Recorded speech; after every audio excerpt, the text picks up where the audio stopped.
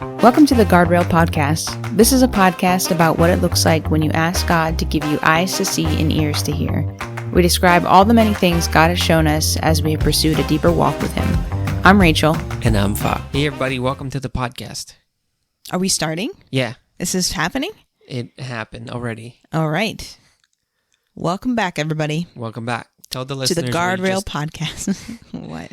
Tell the listeners what you just told me. I'm excited. I'm what's the word? Hyped up? Yes, that is the English Hopped word. up. I'm hopped up. Hopped and hyped over here. On the caffeine. the drug known as caffeine. Caffeine. How do you say it in Portuguese? Caffeine. Really? Mm-hmm. Well, anyway, I had some of that, and that does the trick for me. Well, I drink caffeine or coffee or energy drinks all throughout the days as I'm at work, at night. And I forgot that I can do much the same when I'm home. I only had 1 cup of coffee today. To be fair, I tried to have 2 this morning, but it was too much. And then I left it and forgot it somewhere. Oh, right. Mm-hmm. The answer to that is everywhere. What are you talking about? You leave your coffees everywhere. No. Yes. You leave it on the windowsill here. No. That's empty now. Yeah, I leave my empty it's coffee always cups. like half drank. And No, it's not half drank. Yes, No, I stop. drink all of it, and then I leave. So I make myself iced coffees. In the winter, I drink hot coffee. I'm going to start taking pictures of your It's coffees. summer times that I drink the iced version, and then the ice melts, and then you think it's a half of a coffee, but it's not. I drank it all. Yeah. It's just that stuff in the I bottom. learned today that the Dunkin' frozen drinks have like 100 grams of sugar. Yeah, they taste like it. 100 grams. How do you know that? Who told you? I saw it Where did you see it? on the internet. Got the PDF and all. The PDF? Yeah, so Obama passed a law Oh, yeah, I know. where you have to disclose the calories of the stuff that you sell. Wasn't that Michelle? Yeah, it was her thing. Remember we used to... On her war against the fat children. I remember... They're fatter now than before. Yeah, they are. I remember we used to work at Domino's, and the owner was really upset because there's no way you could print out all the calories for every pizza they have. Yeah. Because literally the combinations of pizzas are in the millions. So if you just change one ingredient, like you could make like 1 million different pizzas. And What do you do? Well, you could list out the calories per ingredient. It's like if you put this ingredient and then you just add it up. I remember that. What they wanted was for restaurants to list everything. I was like 500 calories, 600 on every item. On a menu? On every item that you sell. But you can't do that when you can mix and match. You know what I mean? Right. That's interesting. So that doesn't work. That was a fun job, working at Domino's. I actually had fun doing that. Yeah, it was fun. We made no money though. Fa and I both were pizza delivery drivers. Yeah. Back when, in the day. 2012. Before the children. 2011. Yeah. Back in the inner city. Mm-hmm. And it was a fun job actually. Yeah. And then, well, you didn't like it. I liked it. Well, though. the reason I didn't like it was because at the Chinese you made tons of money, but at Domino's you didn't. So why did you leave in the first place? And I left because the Chinese kept getting robbed all the time. Remember that? Oh yeah, that's right. Yeah. Oh yeah, I remember one time you came home and you were like, "I was just robbed." Yeah. And didn't they threaten you? Weren't they going to beat you up or something, or had a gun at you? I was robbed. So 5 times. Yeah. The first time was a Sunday afternoon, which really caught me off guard. Right, Really it's the Lord's caught me Day. off guard. Yeah.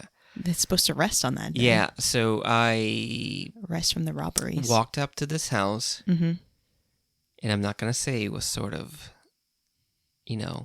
section housing, that is. Oh. Anyways, I walked up to the house, and there are 4 apartments in this one building, and the door opens by itself, and they're not supposed to, because they're supposed to buzz you in.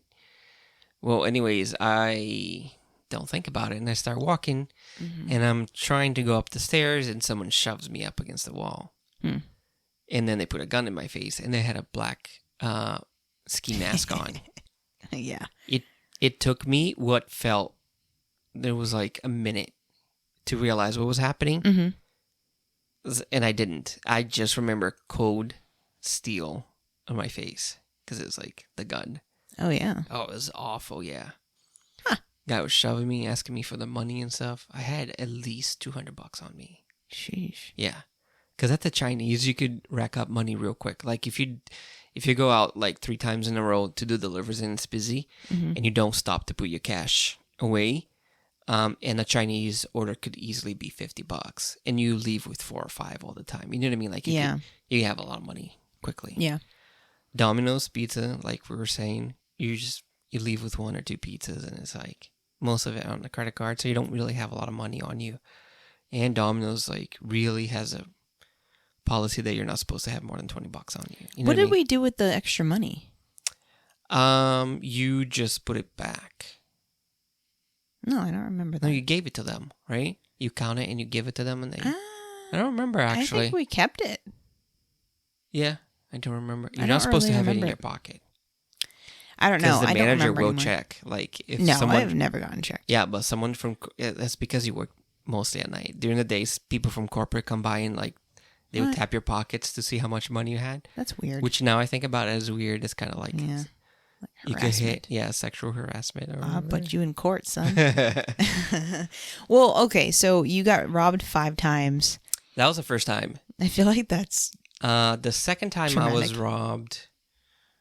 Okay, so the second time. By the Wait way, a minute. By the way, in 2 weeks, this was in the span of 2 weeks. I had worked there for 2 years. Never been robbed. And then, bear in mind, you had to pay the Chinese back. the first time I did not. But I'll after get all to the other that. times. I'll get to that. Okay. The second time I pulled up to this house, also in the middle of the day, 3 kids were outside, and they're just 3 there. children? Yeah, well, like teenagers. Oh, boy. And they're talking to me, and then one kid comes from the side of the house with a baseball bat on his head. Nice. And he just says, give me the money. And I had very little money on me. It's like $30-$40, so I just gave it to him and left. That was the second time I was robbed. So I was outnumbered. So I was like, whatever, it's just money. You know what I mean? Did you like throw it and then run? No. There's no running because my car was parked right there. And they were like right next to my car. Did they take your Chinese food too? I don't remember. And that was like on a Wednesday or something. I don't remember. But later, a cab driver comes to Happy Garden, the Chinese place I worked at. And he was like, oh, who was the driver that was robbed? And I said, it was me. And he's like, oh, did you give him money? He's like, yeah. And he said that they robbed the cab driver. The cab driver fought back, and the kid hit him in the head with a baseball bat, and the guy was in the hospital. Whoa. And that's the last I heard of that. Wait a minute. Yeah. The cab driver fought him back and then showed up that night and told you? No. This was another cab driver that came in, like, was talking to me about it. That cab driver was in the hospital. Yikes. Okay. Another time I got robbed was like God. 11 o'clock at night on a Thursday. I'm trying to deliver. By the way, if you ever are trying to move to Fall River, the second time I was robbed was on 2nd Street. The third time, 3rd Street. The last time was on 5th Street. So never go to 1st, 2nd, 3rd, 4th, 5th Street because those are like really bad. Anyways, I'm on 3rd Street and I'm ringing the doorbell. No one's answering. There's no lights on the house. And I see a guy walk up to me with a machete. Oh, my God. And he says, if you scream, I'll cut you. Ugh. Again, I had like $30 on me. How do you not have like post-traumatic stress disorder? Listen, each one of these times, except maybe for the first one, I had like a bad feeling that I was about to get robbed. Yeah. Anyway, this time with the machete, a guy walks by and he is watching me on the phone. He's on the phone and he's just talking to somebody. Yeah.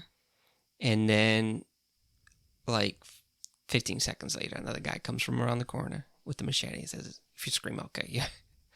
Just gave them money, and left. The 4th time I got robbed, I did a delivery on 2nd Street. Yeah. And I did the delivery, and it was all fine. And I was hanging around in my car like an idiot. Mm-hmm. And it was 10 o'clock at night. Like I was sending a text message to somebody. Yeah. And I shouldn't have. I should have left. Yeah. Anyway, 2 guys like run up to the car, open my door, get me out of the car, bring me to the back of the house. And it was dark. This was the last time, right? I don't remember if this was the last time. But that was the 4th time maybe I was robbed. And these guys brought me to the back of the house. They were searching the car. They got all the money. And they made me kneel down. And they were going to beat me up. Because if you know anything about gangs, is for you to get into a gang, you have to beat up somebody. Yeah. So I think that was a gang initiation thing. But someone came from the house downstairs to smoke and spooked the guys, so they ran. That was traumatizing. Yeah, I bet. Another time I was robbed was they just wanted the food. So they ordered, and they're standing outside the house or whatever, and I'm trying to ring the doorbell, and there's 2 guys over there just standing. And they waited for the perfect moment and snatched the food from my hand and ran. The time I had to pay back the money that you're talking about is one day, as I always did, and every Chinese driver does, I think. At least I figured. Maybe they didn't do it. I don't know. I went to deliver, and then I came back. I went inside the restaurant. I left my car running, of course. And when I came out, there was no car. Yeah. I had $600 inside the car. Oh, yeah. My passport was in there. Yikes. I had a radio in there, and I had some paintball equipment in there. They took everything but $1.25, and I had a ton of coins. I think in coins must have had $50 to $100. Okay. Because it's easy to rack up coins when you're a delivery driver. Yeah. Anyway, they left the passport, $1.25 in there. At least you hear what's worse? What? The week before, I decided that I was paying too much for my car insurance because it was full coverage. And I went to my insurer and I was like, can you lower my coverage? And that means that when your car is taken, you don't get paid. Yikes. Yep. But I ended up finding that car, which is crazy. Funny story is I have found 3 stolen cars. One was mine. The other one was the Chinese driver had a car stolen too. One day I'm just doing the delivery and I see his car. And I called my boss, and my boss called him immediately because he was in New York inside a dealer about to sign for a new car. Wait, to replace the car that had been stolen. Oh, okay. And he stopped the deal immediately and got on the bus back to Fall River and went and got his car. And then another time that I found a stolen car was in the ghetto. I was on Facebook one time and I saw someone posted a Honda hatchback, and it was easy to remember because it was either all black with a replaced white bumper or another color, and the bumper was white.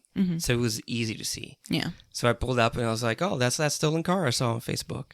So I called my friend, and he called his friend, and he came down and just took the car. Yeah. Interesting. I feel like these stories are very traumatic, so I don't know. I'm glad that you're not. Did you have to deal with a lot of forever fear? For a while? I was traumatized. Yeah, that's mainly why I quit that job. I didn't want to be robbed anymore. Well, and I told you to quit. I remember you came home the last time. You're like, I just got robbed. I was like, No, that was the girl that was there got robbed, and I was like, oh, the girl was robbed. And a while before that, good Lord, a Chinese driver was robbed too. Oh, a Chinese guy was robbed, and the guy had a knife and cut his hand. Ugh. Yeah. Yikes. Yeah. So I'm like, oh, it's getting dangerous. I'm going to leave. Yeah. And then you just went to deliver pizza in the same city. No. Yeah, you did. I went to Newport to deliver pizza. Yeah, but then you made your way back to Fall River again. And then you got your wife to work with you. Yeah, so but I went to a different Chinese place because this one's being robbed. No, I know. But we were talking about Domino's. I mean, we both delivered pizza and Domino's. So I'm just talking about how somehow we ended The up doing owner the same assured me thing. that no, his drivers were never robbed ever. Which I do feel like is probably true because, you know, it's a corporate thing and not an independent business. I think that people our feel cars more were like lit comfortable. up and Yeah. we had our little uniform on. I don't think that.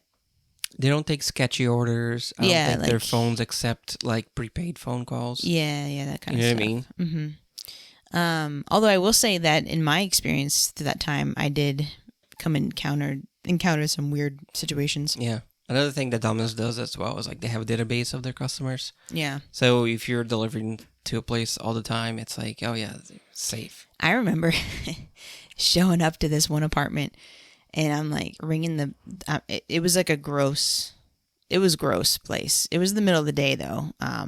It was like super dirty and smelled like a certain kind of herb that you smoke. And you walk upstairs and I knocked on this door and like no one answered and knocked again. And this guy was yelling, "Come in, just open the door."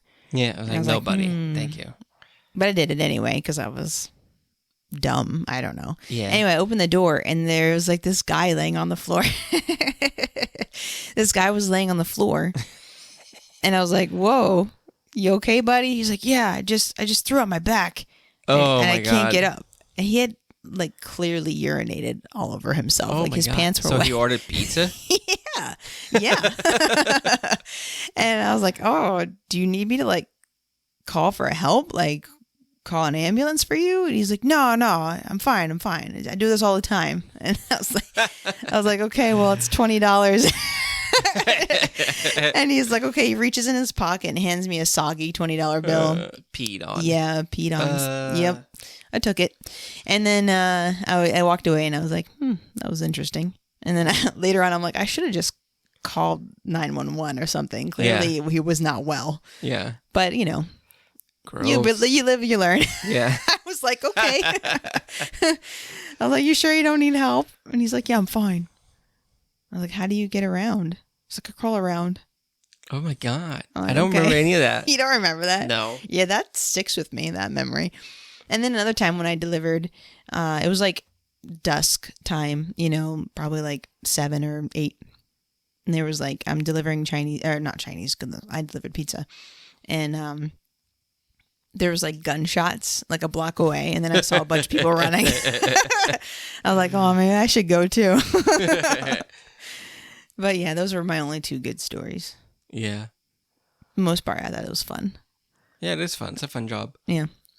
But anyway, I don't know how we... Then we quit and went back to college. Yeah, then we were like, we got to go get some education. Well, what happened was I got pregnant with Lily, and I was like, I can't be a pregnant delivery I remember driver. you being so tired all the time. I was like, just my quit. God.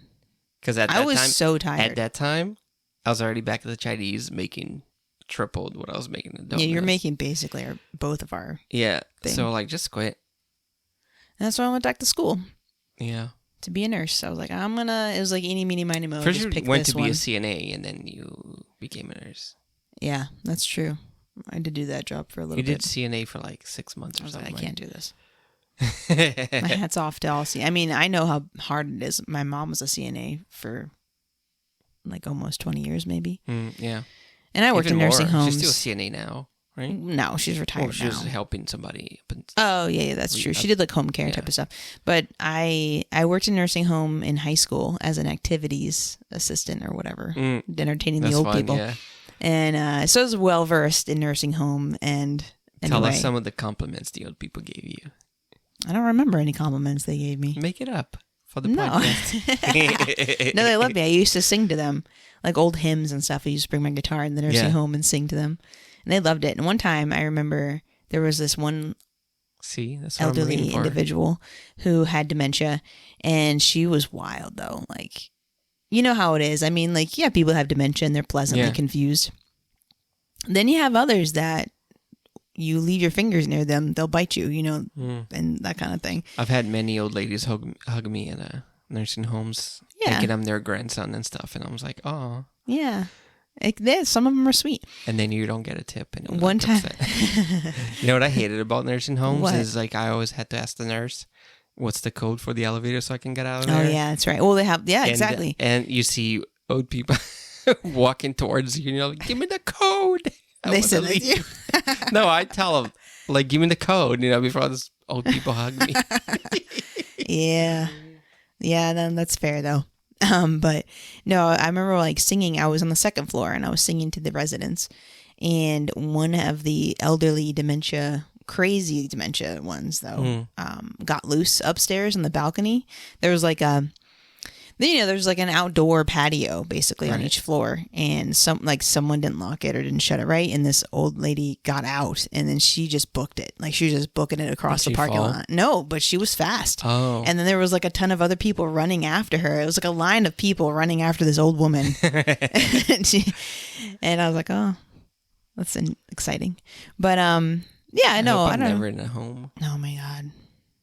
Me either.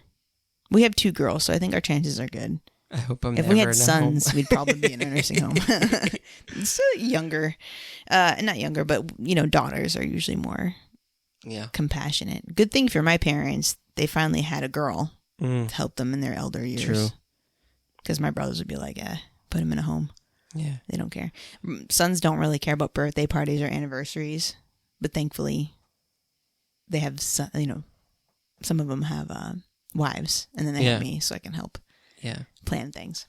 Bob, what do you want to share tonight? All right. So off the top of my head, some things that I don't think I've shared here. There was this one time we were going to have a meeting, and I decided to go pray right before our meeting. And so the way visions happen for me is, you start praying or whatever. And by the way, when I say like start praying, I think people have the idea that you go in and you're like, oh, Heavenly Father, blah, blah, blah, blah, blah. You know what I mean? Like, I don't pray like that. Do you do that? I don't know. I don't say Heavenly Father like that. Like, do you like just pray, or do you just like talk to God? I don't know. I do both, I guess. I'm trying to make it so like God knows I'm talking to him now. Like yeah, there's always it's me. Are you there? Like hey God, it's our where time are you? now. Yeah, which is probably not good, but no, it's. I feel like I have to do that to be like, okay, not that I'm obviously God knows. You make it official. You know what I mean? Yeah, but like I don't know. There's probably something to say about all that, but most of the time, I have to. Yeah, so most of the times you pray, and it's like you start, saying a bunch of things, or you do a little bit of worship, and then like for me, like 20, 30 minutes into it, maybe I'll see something. Mm-hmm. Is this every time? It's most of the times. Really? Yeah. I've heard like 2 visions of yours. So what? What does that mean? That means you're not sharing them. I tell you all the time. In fact, you'd be real fussy if I don't tell you. I know. Well, it's because it's different for you. You see like a whole movie, so I want to see your movie. Yeah. Well. For me, it's different. So this one particular time, I was taken by surprise because as soon as I close my eyes to start praying, I see an angel just like coming down real quick. You know what I mean? Like cartoonish. Well, no, I wouldn't say cartoonish, but like, when Superman like lands like that. But this angel was so big, I could only see his shin or whatever. And like he was very shiny. It was like shiny, almost made out of metal like. And I was like, huh. Like I would look up and I would only see like the knees of the angel or whatever. Yeah. And then one thing I noticed right away is he had his sword out. And his sword was shiny too, like, like silver or something, like very shiny. And I was like, well, this angel means business or whatever. Yeah. So I was like, who is this? I asked God, I was like, who is this? It's like, what's the deal with this angel? And then God tells me right away. Because I remember only having 30 minutes. So, like, I was kind of, like, in a hurry because soon people will be here, So I'm asking God, like, who is this? And God says that's the angel of relationship. I was like, oh, okay. Do you remember this story? I do. I was like, what does that mean? Like, relationship angel or whatever. And he was like, this angel shows up when you pray for somebody. And I was like, oh, okay. So he started to show me how that worked. If you, for instance, pray for someone, right? Someone asks for your prayer or whatever, but it's not like, oh, someone tells you something and you go, oh, I'm going to pray for you. Not that kind. You know what I mean? Like, it's like someone's with you and they share something that I had the impression that it's usually something that the person was like ashamed of, or they never told anybody. You know what I mean? Like, this gave me the impression that you were intimate with that person and you care for them. It's not the, oh, I'll pray for you, sweetie, type of deal. You know what I mean? Yeah. Not that kind of thing, Yeah. but it's like a legit, like, prayer, like you care for that person. So, you know what I mean? Yeah. Like, you care for them. So he showed me how that worked. And when you prayed for somebody, that angel would just leave and battle for you. Mm-hmm. So I saw that angel like started spinning real quick, and as he spinned, he became just like a light. It was just like lightning. Mm-hmm. You know the Tasmanian devil? Yeah.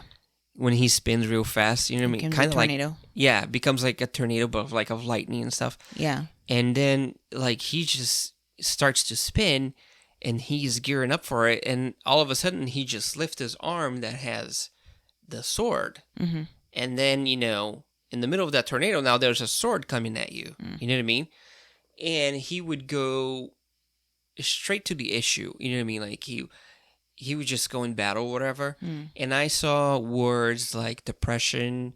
I saw words like loneliness, or some was like sin or addiction and stuff like that. And this angel would just cut that right in the middle, like it would just cut it in half. Yeah. I was like, wow, that's super interesting. And then what happened later is it's like something so powerful about, I always think about it. After seeing this angel situation, what I saw the enemy using people to curse people. You know what I mean? Because like the devil doesn't have any power over you. The only power he has is what we give him. So what he would do is he would put words in the mouths of people, and Christian people. You know what I mean? Mm-hmm. So like I saw the devil put words in the mouths of like a certain person to hurt somebody else. Yeah. And I was like, wow, that's like incredible. Like the devil would stand like right behind that person and just feed them like words. You know what I mean? Yeah. So I was like, that's crazy. And what turns out is in that meeting, I was telling this to that person, and I saw this actually about a certain person that came to our meeting. Yeah.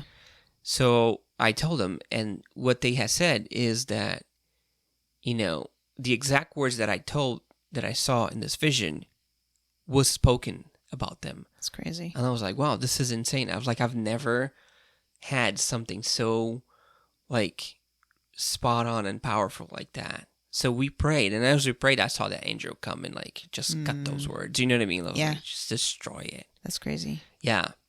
That was like a super impactful meeting for me. Yeah, I remember that. That was pretty crazy. Yeah.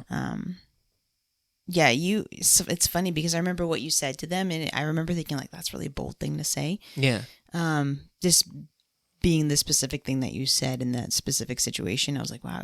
But turns out it was like exactly like you were hearing from God about that. Yeah. Which is pretty wild. I mean, the Bible talks about angels doing battle for us, and like in Second Kings, battles warring for Elijah, I think. Man, Book of Kings, I don't know, I was going to look up the verse. Like the horses and chariots of fire to protect the prophet Elijah. You remember what I'm talking about, that story? Yeah. So I mean, like the angels do battle for us. Yeah. And I never think about it in these terms of like words we speak.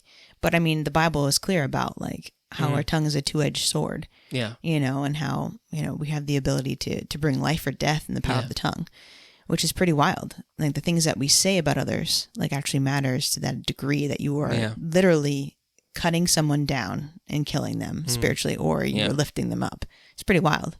Yeah. Alex Seeley said something like that today on her podcast. Oh, yeah. The Lung Company podcast. Yeah. Something about fiery darts and how people will speak words about other people and they will, be used to set people ablaze or on fire or whatever. Those are like fiery darts or whatever. Yeah. Another thing I saw about the devil and tongues was, you were here too. Well, you're always here. I never had a meeting without you, so that's a dumb thing to say. Right. But I think you remember this one. I remember this one meeting where I saw the devil walk into a butcher shop, and he would look on the glass, and there would be like different tongues in there, and he would pick something for him to use. So he would look at the butcher and he would go, I need a tongue of a Christian. He would say that, I need a Christian tongue. And then the butcher was like, oh, we have these. And he goes, I need that one. Because he knew whose tongue it was. Yeah. So he's like, I need that tongue to curse that person. And wow, that's crazy. And the tongue would speak it. You know what I mean? Like, wow. Yeah. So he definitely uses things like that. Yeah. I was like, oh my God, that's...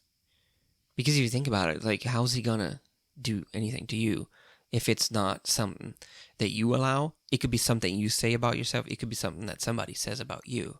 You know what I mean? So I was like, I just never thought of that. It's just so powerful. Yeah. Yeah. That's crazy. I had some similar kind of vision about kind of like what you're talking about. I was in the hot tub and I was by myself and it was like dark out. And I started to see this, like, it looked like some kind of dog. But it was in a bear combination. It looked like a bear dog, but actually it was just a bear. I looked it up later because what I saw was like an actual thing, and it was a bear. But like it looked like it had the mange or something, or like rabies. Like it didn't look good at all, and it had a collar on it. Oh. And it was like sniffing around the yard, and then it finally like picked up my scent, and then it started following my scent, and I knew it was like coming for me, like gonna come at me or whatever. And I was like, what the crap? And then I like kind of shook it off because I didn't like what I was seeing. And sometimes, again, like I still at this point where I'm like, is that me making stuff up or is that God?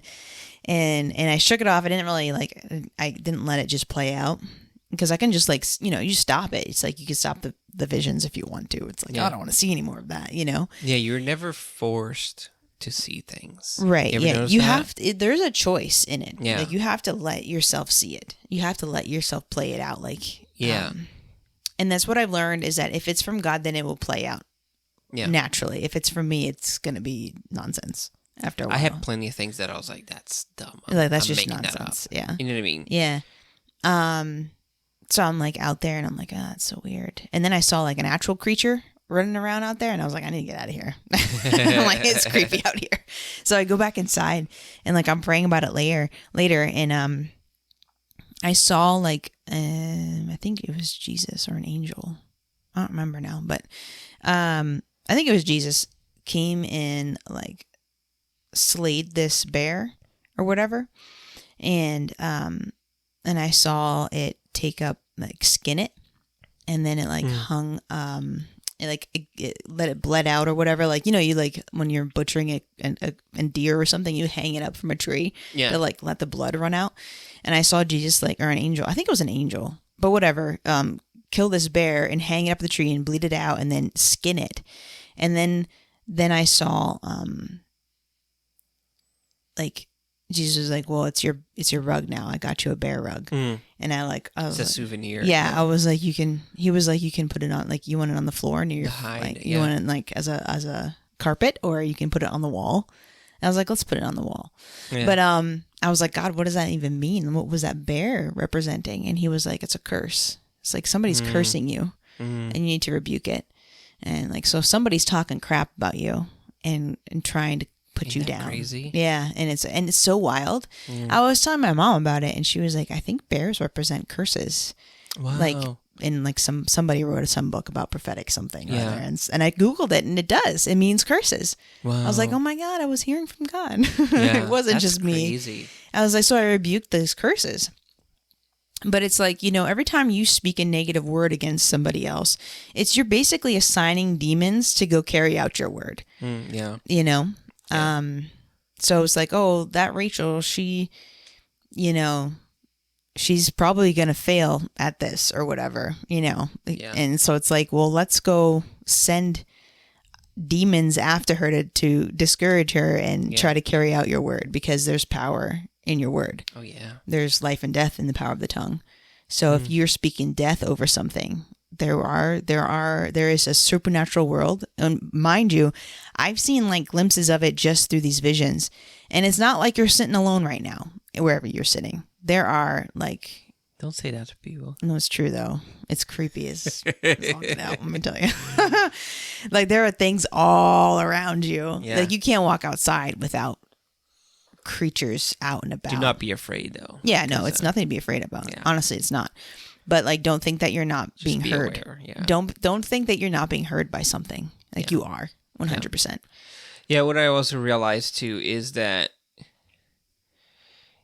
in our flesh, you can walk around and say anything, and there might be someone that hears you or not, right? Because there's a body in the room. Maybe they'll hear it.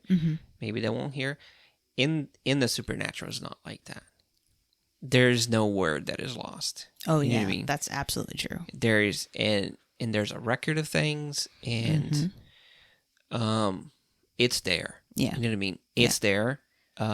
They will pick it up and they'll use it. Yeah, You know what I mean? absolutely. So it's no joke.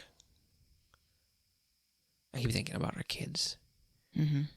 One of the things that really made me think about what I say is after we had kids, and people are like, yeah, be careful what you say about your kids. You know what I mean? Because you can curse them. You know what I mean? Yeah. Like when you're angry and you're trying to rebuke them and say things, it's like, don't curse them. You know what I mean? There's a way to rebuke things, and there's a way to, do it the wrong way. I remember listening to a podcast where they were talking about how back in the day, people would say shame on you. And that's a big one for, you talk to anybody over, 30, 40 years old. They remember at some point in their lives, people saying shame on you. Yeah. I don't remember it because I didn't grow up here. My parents didn't speak English, so they didn't say shame on you. Whatever they said in Portuguese, you remember. Whatever. There were no words said. It was, I got the spanking. You know what I mean? Like, which I think it's much better than, having a curse spoken over you. Sure. You know what I mean? Yeah. But yeah. Do you think we have time for one more? Mm-hmm. You don't know. You don't know. I say yes. Okay. I'm going to share this one, and I hope I don't break down crying, because every time I do, I cry a little bit. But I should cry. Here we go. I shared this on Sunday. So, one time, I went to drop off the girls at school, right? And what happened was, when I'm in the pickup drop-off line, Addie opens the door, and I hear plastic hit the floor.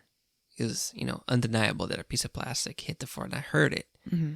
But in the moment, I thought, a toy fell down. And I'm not going to do anything about it because, one, I'm in a line where people are trying to get their kids to school. It's like 7 o'clock, 8 o'clock in the morning. And two, it's a toy. I told them 1,000 times just not to leave toys laying around the car or whatever, and be careful with their toys. But they, they don't care. Yeah. Because they're children. Yeah, That's they don't fine. care. So, that was it. I went on with my day. I left. About maybe a week or 10 days ago, or maybe just the next week. I don't remember. I went to pick them up again. And at this time, I'm not in the line because we were late. I don't remember if you were there. You were not there, I think. Mm-mm. I went to pick them up, and I had to go and park the car, walk across the parking lot, and ring the doorbell, say, hey, I'm here for Lily and Addie or whatever. Yeah. Sit down and wait for them to be brought outside. Mm-hmm. As I'm walking, I see the piece of plastic on the floor. And I knew immediately it was mine. And the Holy Spirit said, pick that up. That's yours. Mm. So I did. And I take a look at it, and I recognize as being a piece of trim from the door that Addie opened. Hmm. The reason I know that is because a while ago, I bought like, I don't know if they're called door jams, but I'm just going to say door jams. Because the car I bought, the doors didn't open all the way. Yeah. But if you bought different door jams, they open more, so they give you more clearance to get in now. Mm-hmm. So I had to dismantle the inside of the door to put that in. But anyways, I recognized it right away that it was a piece of that door jam. Mm-hmm. And it had been run over by other cars because it was in the parking lot. And I remember that in that week, we had crazy rain. And the parking lot over there is like really smooth and it's on a slope. So there's no way that piece wasn't like supposed to be washed away. Should have been washed away. It should have been washed away by the rain. It should have been destroyed by other cars dropped because there like a week's passed by where cars are just going there all the time to drop kids off. Anyway, it wasn't broken. And okay, so now I have the piece in my hand and I'm sitting down waiting for the girls. And I hear God say to me, like, you've lost things. Mm. But I'm gonna help you find it. Mm. It's like I'm gonna give them back to you. Mm. It's like I'm gonna give your joy back. I'm gonna give peace back. Not that I didn't have any joy or any peace, but it faded. You know what I mean? Like it felt like those things have faded for a while. And God's like, I'm gonna give them back to you. Mm. I feel those things in my body now. Like, remember my jaw thing? Like there were times back, I'm gonna say 3-4 years ago, where I wake up, my jaw would be locked up, and I didn't know what was happening. It wasn't until I talked to Pastor George and Dottie. I was like, I wake up sometimes and my jaw is locked, and she's like, oh yeah, you know, George sometimes has that too. It's like it's a lot of stress and stuff. You wake up and your jaw is just clenched because you bite really hard during your sleep. So I was like, oh, I didn't know. Like I didn't know what stress was in my life. I didn't know what was stressed. You know what I mean? Like I've never recognized stress. One other time I remember being stressed was, I remember one time I was stressed out about my car, and I remember how I dealt with stress when I was younger. It's like, I'll go take a nap. Yeah. Like I was stressed out, I go take a nap. But anyways, since then, God's been restoring like joy and peace in my life, and I feel better. Mm. Sometimes I wake up and I keep waiting for like a bad feeling to hit me. Yeah. But it doesn't. You know what I mean? Mm-hmm. Or there was a while there that I was just waking up and it felt like every day was the same. I was like I was in this rut and I was waking up and I would feel like attacked in the morning. Like I felt miserable for a little bit. Yeah. But then as that day went on, I was like, I prayed and I felt better or whatever. But always in the morning, like I had this feeling hit me. Mm. And I was like, I don't want that. You know what I mean? I don't accept that or whatever. But now I wake up and I'm just like, I'm happy. Yeah. I wake up and I immediately start talking to God. You know what I mean? Like, thank you. I remember the other day, I was like, I had like a list of chores to do. I was like, I'm going to cut the grass and then I'm going to do some housework and stuff. And I was really happy. And I was like, Jesus, I hope you're with me doing those things. And I was just excited to, start the day and do those things with God. You know what I mean? Like I was just so happy. And ever since this experience happened, I see joy growing more and more every day. Like other things, like other fruits of the Spirit, peace, joy, and self-control is a good one too. And gentleness and kindness, even like towards the girls and stuff. I feel those things growing. Yeah. Ever, so much. Another thing, this I forgot to share when we had the tent meeting the other day is that when I was praying, because I knew I was supposed to share something during that meeting, so I was praying and God said, share that story. I immediately thought I can go into my car and get that piece out and show it to everybody. It's like, hey, this is the piece that I'm talking about. Yeah. I went to my car and I tried to pry that out. I couldn't.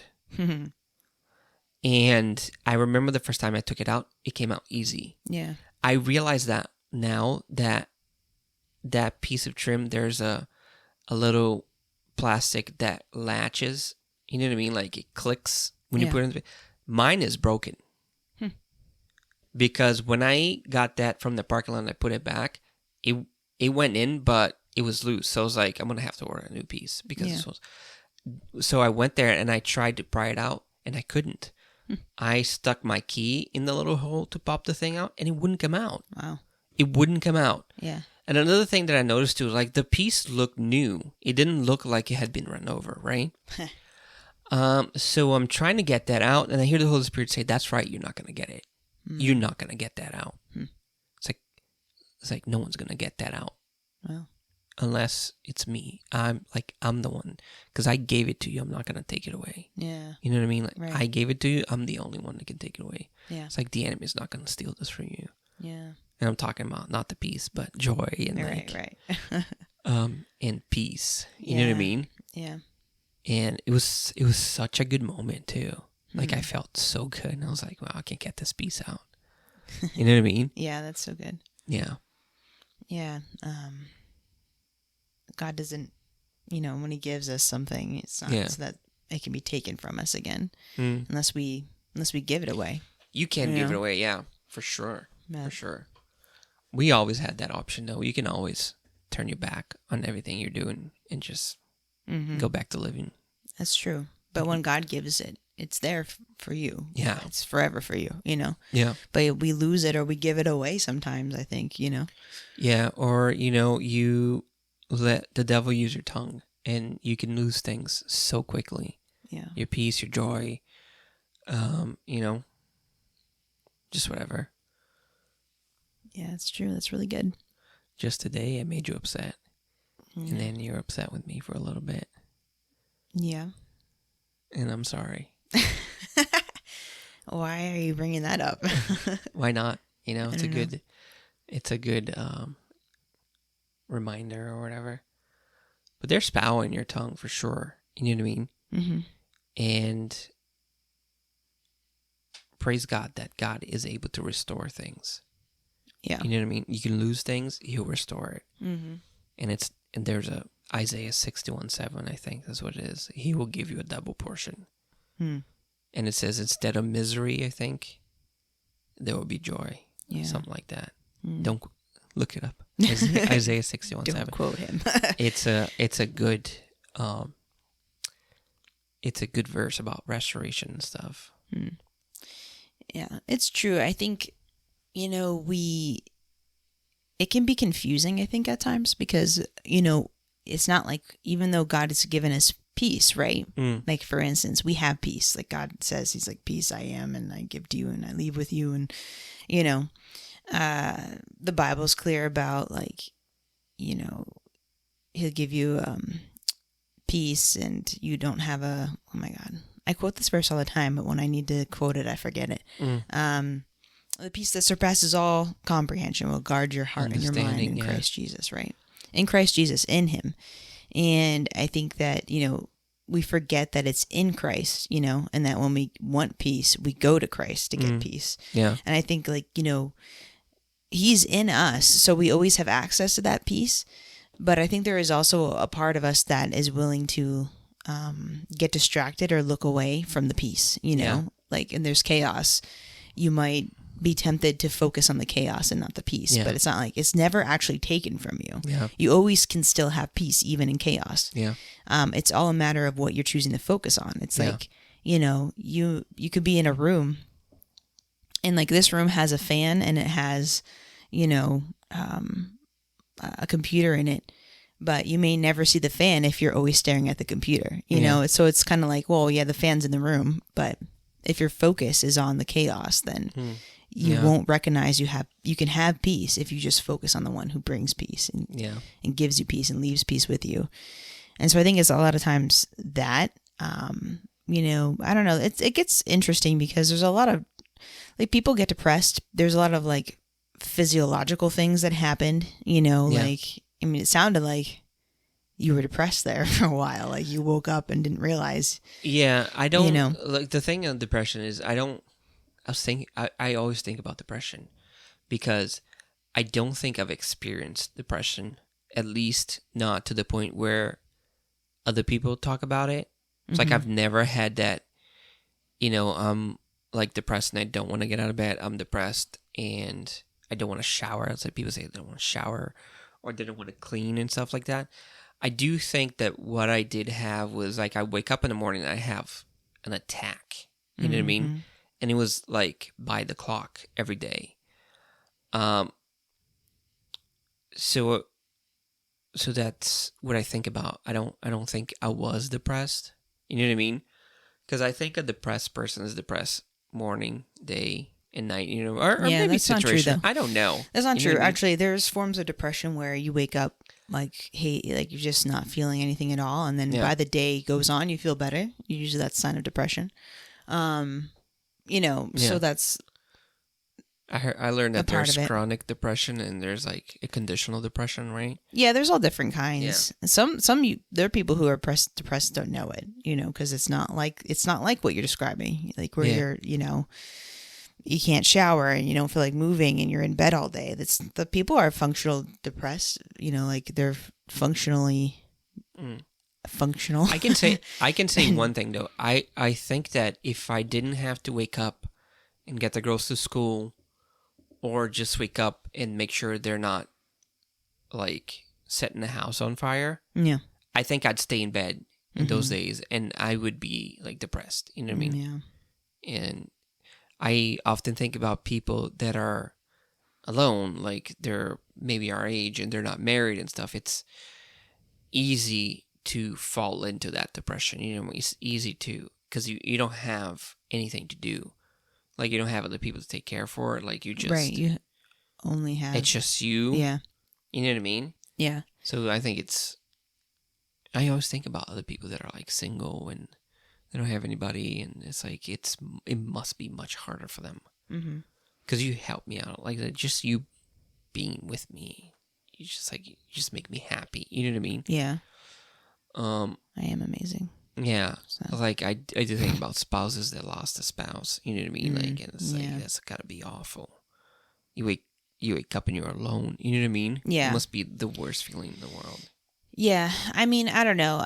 It's almost like I don't have the luxury to be depressed because the girls are going to come in and wake me up. And, right? Yeah, yeah, you know it's what true. I mean? There's dogs that need to be walked, and there's chickens that need to be fed. Mm-hmm. Yeah, take care of the chickens. Because somebody doesn't do it. I do it all the time. Please. I work. I should just quit my job so they can stop complaining about me not feeding the chickens. I'll just stay home from now on. But whatever. It's a tricky subject, but we do have access to joy, and we have access to those things, even in those moments. And I think the goal is always to go to Jesus in that. Yeah. And sometimes, though, I mean, I don't know. Again, this is a tricky subject. That's far beyond. It's different for everybody. You know what I mean? It's. I don't know. I think that God is more than capable of working out our emotions for us, to helping us process things and helping us to get to the light at the end of the tunnel. That's like true. If you were in depression, you know what I'm trying to say? Like, and like a lot of things are hormonal, like are just physiological things. Like it's just how it is. You know? Yes, there's also like, people go through stuff. Yeah, you know what I mean for sure. And like childhood stuff and stuff. Like there's a whole like there's a lot of layers to this. Super blessed to have like a happy childhood. You know what I mean? Like we don't have bad parents. We don't have like people that did things to us. You know, there's so many people out there that they walk around, they suffer things in their childhood. Yeah, and it's like, absolutely. Now it's like awful. You know what I mean? Like as you get older, things just get worse. Yeah. And then there's shame on it, and then there's like there's a lot. You're afraid other people are gonna find out, and stigma and this and that. Mm. And there was for a while there too, the thing that got us is like, for a while, our peace was like drinking a little Truly and going in the hot tub. You know what I mean? Because it was like, I just want to take the edge off, because it was like, oh, I'm so stressed out. Yeah. This and that. Like you with the whole Corona thing. Oh my God. Yeah. Yeah. That was the whole thing. And it's so easy to replace God with a little drink at the end of the day to take the edge off. You know what I mean? Well, yeah, that's the thing. You know. And then you're in that cycle of like, once that feeling of the, your little buzz is gone, and wake up the next day and you're like, oh, 10 times worse. You know what I mean? Like, it's always worse the next day. Yeah, it's true. I think that, say you were dealing with depression or something else, God is more than capable of bringing you out of that. Here's the thing, though, is that I firmly believe, or at least I feel like God is teaching me now, is like he has to be the first thing you come to. Yeah. Like, come to me, all who are weary and heavy laden, I will give you rest. Yeah. For my yoke is easy, my burden is light. So you have to come to him. If you go to everything else, you are going to have monetary or momentarily, some kind of peace or joy. And I'd be careful to say this, because there are situations that are far beyond me in my education and my spirituality. Like, people have gone through things, and it'd be careless to say generalized statements about depression or mental health or anything like that. It would be careless. But I will say this, though, if Jesus is in your first line of defense, then it's the wrong line of defense. Yeah. Going to a counselor is fine as long as you went to Jesus first. Let him be your automatic first response counselor. I 100% believe in the fact that we need to talk to somebody. Oh yeah, it's biblical. I mean, it's biblical. Like, we talk. Yeah, it is. But like I'm saying, like if you, like, you're my counselor, right? Like, I don't go to a therapist to tell them my stuff. Like, I tell you my stuff. Yeah. And I think that people who are single and have nobody, you know what I mean? Like, I think if I didn't have you, I definitely would go to a therapist and like tell them my stuff. Yeah. You know what I mean? Especially as Christians. I do think I have now some people I could tell my things, but so far you've been enough. Well, I mean, I don't know. If you had told me tomorrow, you're like, I need to go talk to a therapist, I'd be like, fine, go do that. Yeah, 100%. Like, there's absolutely nothing wrong with that. In the Bible, in Galatians 6, I believe it's 6, talks about that. Like, carry each other's burdens. Like, go to each other and share in each other's burdens. But what I asked God about that, and this is a whole other vision that I'll share in the future. I actually thought about sharing it tonight, but you shared.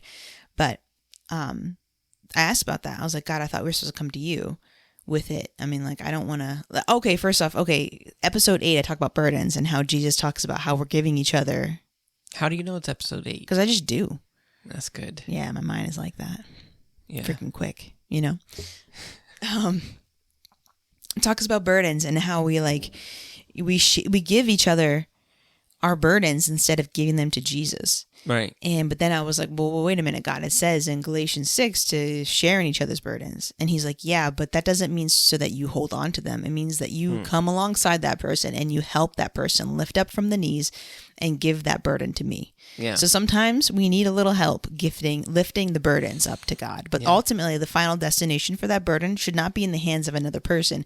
It needs to be in the hands of Christ. Yeah. So you have to help each other lift up the burdens. And so I think as far as counseling goes, that should be the ultimate goal. Yeah. It's like your counselor is going to help you lift up the things that you're carrying to God. And if you can do that in a counselor, or you can do that in a therapist or a friend, good. Whatever, no problem. Yeah. But the goal is to come to Jesus with it. Yeah. I think what a lot of pastors get burnt out with is carrying people's burdens. Yeah, we're never meant to carry each other's burdens. 100% people go to their pastors, and sometimes we don't know. I didn't know. You didn't know. You know what I mean? Like, you go to somebody and you tell them, it's like, you give them all your burdens, and that person's now holding your burdens, and that's not supposed to be that way. It's like, you're supposed to help each other and give it to Jesus, but you know what I mean? Like, like, a good example of this is like, so say I'm sad or whatever. I've come to God and I just don't feel that much better. Yeah. So then I go to you and I say, pray for me because I feel this way. Yeah. Can you help me lift this up to God? And then usually I feel better after. That goes back to that angel of relationship. Right. There have been things that I've tried to deal with myself, and I don't think it was a lack of prayer. I don't think it was a lack of me hearing God. It was a lack of me telling other people about it. I think that God did teach me that, because if you look, well, you don't have to, because you don't know me. I know me, and you know me. I don't like asking people for help. You know what I mean? I like doing things on my own. It's weird to say this, but it's not that I think that asking for help makes you weak, but maybe at some level I thought that, you know what I mean? Or I want to be self-sufficient. I don't know. You pick one of those reasons. They don't matter. You know what I mean? Like, I remember little things, like, for instance, I remember this one time I wanted to drop my car off to the mechanic. And I knew it was going to take a while. I didn't want to stay there. So I could easily call somebody and be like, hey, you want to give me a ride from the mechanic home? But instead of doing that, I just take an Uber. You know what I mean? Because I don't want to depend on people. You know what I mean?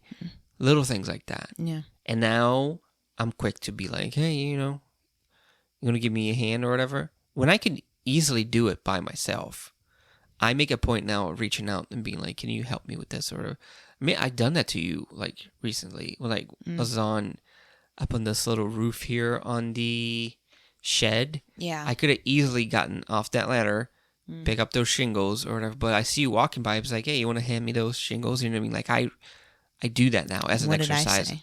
Huh? What did I say? No. Yeah, you did.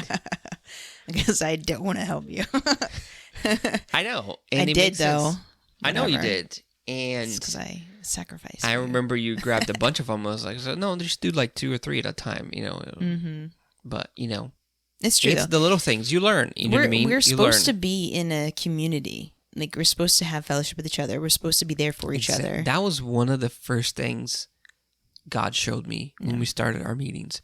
I remember seeing people as islands. Yeah. And I remember that there was, in my vision, either people had no bridges to other islands or the bridges had been broken.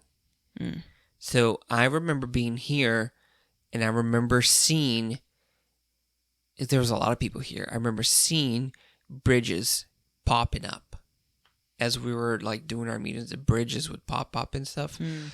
There was a moment where we were just hugging each other here, like we were hugging people, like other people. And I remember feeling that was weird because of Corona. It was right after Corona where we were told to stay apart. You know what I mean? And like people weren't shaking other people's hands and they weren't hugging and stuff. It was like, hi, let's stay 6 feet apart. But I remember vividly seeing that. I remember seeing everybody was an island and there were bridges coming up. You know what I mean? That's good. And I was like, God's restoring the relationship. I remember that saying, it's like God is restoring relationships between us here. You know what I mean? Yeah, that's good. Yeah. I didn't know we were going to talk about relationships, but we ended up doing that. Yeah, I don't know how we got here. I feel like we went long distance. Yeah. We went the long way around. Yeah, kind of. Yeah, we need each other. We're not meant to be isolated. We're not meant to be figuring it out on our own. Yeah. Yep. We're supposed to be a gift to each other, Yeah, we are. Our unique gifts and abilities to perceive and hear God is supposed to edify each other, Yeah.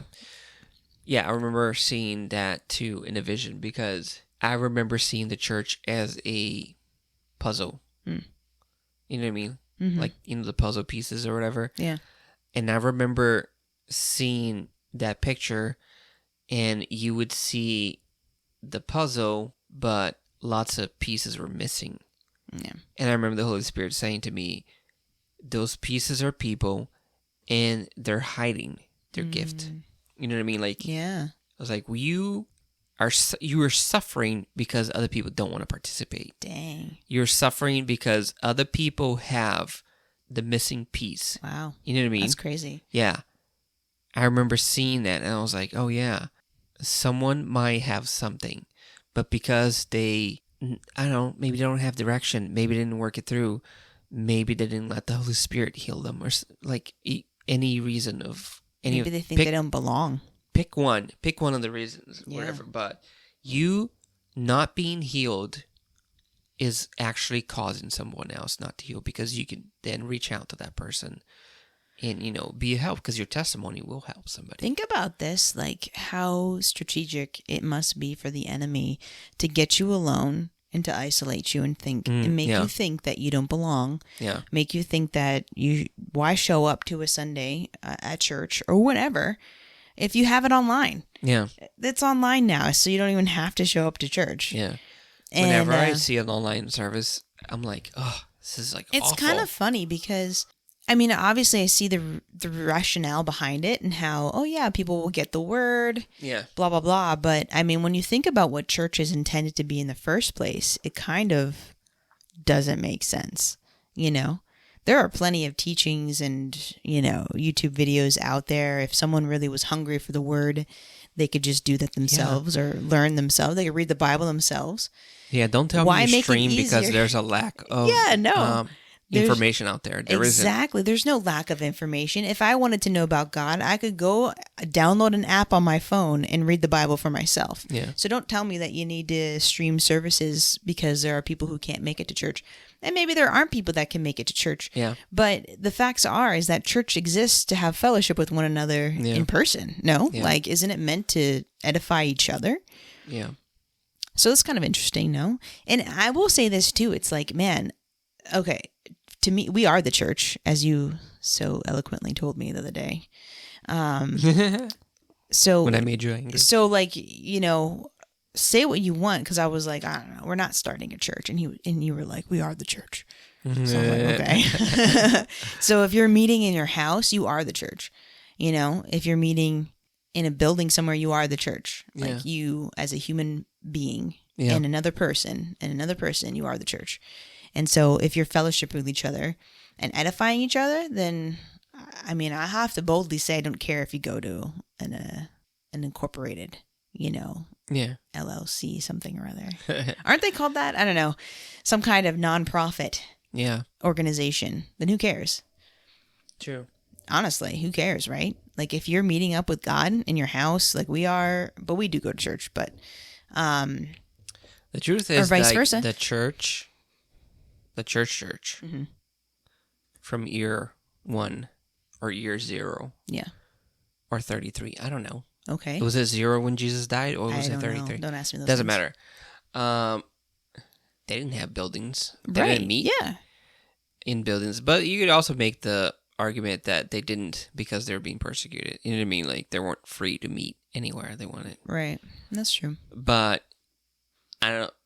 God didn't want a temple. You know what I mean? Like, right. What would it look like today if we had no temples? You know what I mean? But it doesn't matter. This is off topic. We should probably just end this. We're going to go on every tangent there is, I guess, at this point. But this seems like a good place to end it. Yeah. I mean... Don't forget that isolation fosters depression. Okay. You like that? I won't... I learned it on an episode of House. A t-shirt? What? An episode of House. You should make t-shirts of that. He's going through therapy and, mm-hmm. he's just like... His therapist is like, isolation fosters depression. He doesn't want... Fa thinks he's a natural doctor because he watched so many reruns How many of years I've House. House, I know everything. He'll sit there and just watch it. It's the weirdest thing. Yet, the other day, my finger was all... My finger was all purple the other day, and I almost had a panic attack about it. I don't understand that. I think I'm dying. You're so odd. What's happening? One time, Fa went to the doctor because of a spot on his foot. I was like, you're fine. It's like a beauty mark, a mole. Well, you don't care because you're a nurse or whatever. I care because... first off, I don't care because I am a nurse, and I know it's nothing. Like, get over it. And then, like, your thing was purple. Is it purple anymore, Fa?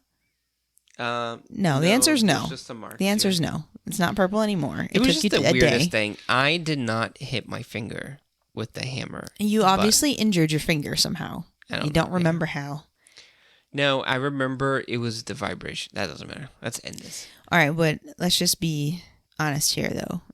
You're a little bit fussy about that kind of stuff. Yeah.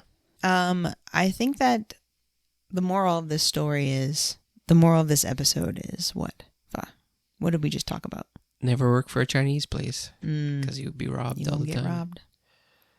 Yeah, I don't know what I'm gonna title this episode, but restoration seems like a good topic. Or how about taking back what you've given away to the enemy? You know what? No, it's funny because we talked again about relationships. We probably should have just stayed on that first vision that you had, because that really, like, we ended up back at that anyway about relationships.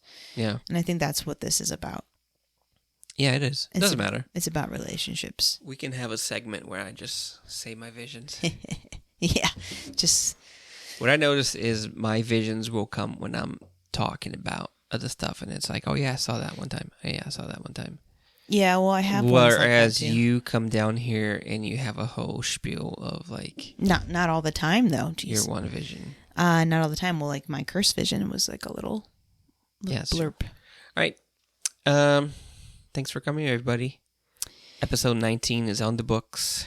Yeah, thanks for listening to us. Hit that like. Follow us on Instagram, on the Facebook, on the YouTube. Share us so we can Visit our website.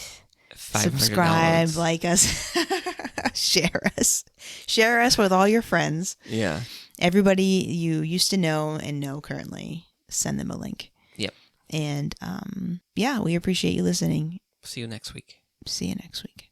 Bye. Bye.